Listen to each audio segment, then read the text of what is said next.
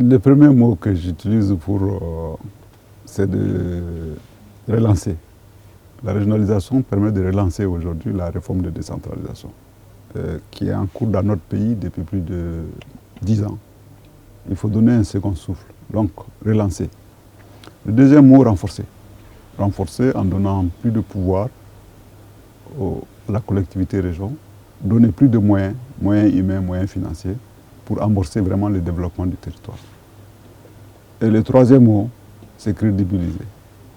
Parce que la réforme de décentralisation qui est en place, la façon dont ça a été conduit, ça donne une impression aujourd'hui de laisser aller, de chacun fait ce qu'il veut. Or, tout ceci répond à des textes. Il faut appliquer les textes.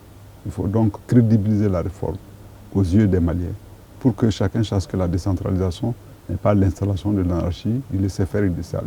La décentralisation répond à des textes. Il faut appliquer ces textes. Et je crois que relancer, renforcer, crédibiliser sont les mots-clés aujourd'hui de la régionalisation. La régionalisation, dans le cadre de la décentralisation, aujourd'hui, ça m'inspire 3 mots essentiels. Le premier, c'est le volontarisme. Le volontarisme, c'est décider soi-même de se mettre en mission pour réaliser quelque chose d'important, quelque chose d'irréversible. Le ministre a parlé tout à l'heure du changement de l'État. La régionalisation, dans le cadre de la décentralisation, c'est un changement profond de la conception de l'État, de ramener l'État au plus près des populations. Donc, et ça ne peut être que par un grand courant de volontarisme. Et ce volontarisme-là, deuxième mot très important, doit être partagé par l'ensemble des populations citoyennes.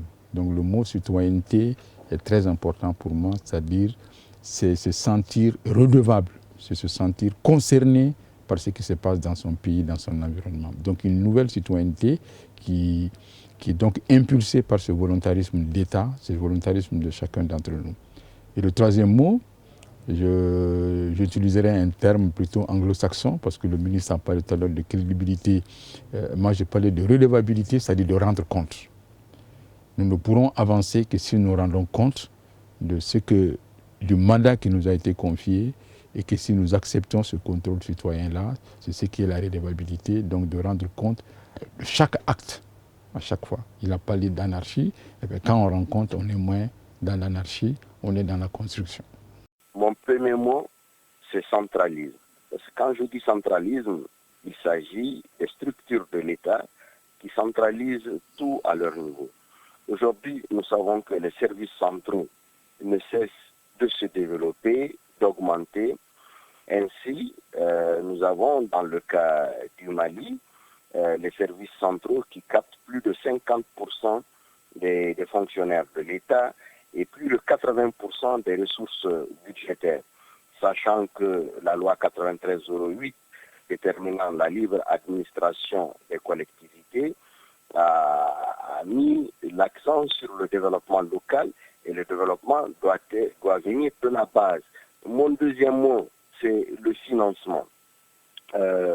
Donc, il est urgent, à mon avis, aujourd'hui, de réformer les finances locales, sachant que l'autonomie financière, aujourd'hui défaillante dans la situation qu'on connaît aujourd'hui, favoriserait la restauration de la confiance populaire envers l'État, parce que le niveau local aujourd'hui considère l'État comme absent. Donc il importe dans ces conditions de doper les compétences économiques des échelons décentralisés pour leur permettre de jouer vraiment leur rôle.